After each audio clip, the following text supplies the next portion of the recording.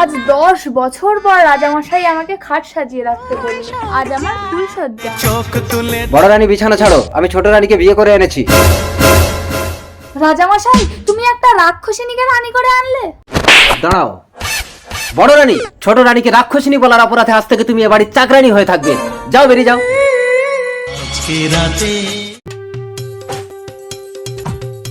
রাজামশাই, আজ রাতেও কে একটা গরু খেয়ে নিয়েছে। প্রতি রাতে আমার রাজ্যে কে গরু ঘোড়া ছাগল মানুষ খেয়ে ফাঁকা করে দিচ্ছে, তোমরা কি কেউ ধরতে পারছো না? রাজামশাই, গভীর রাতে একটা মহিলাকে আমি রাজবাড়িতে ঢুকতে দেখেছি।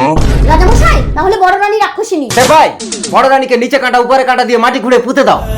না রাজামশাই, আমি রাক্ষসিনী না। এই রাক্ষসিনী, চল।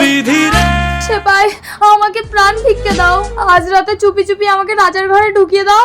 আমি রাক্ষসিনীকে ধরে দেব। ঠিক আছে।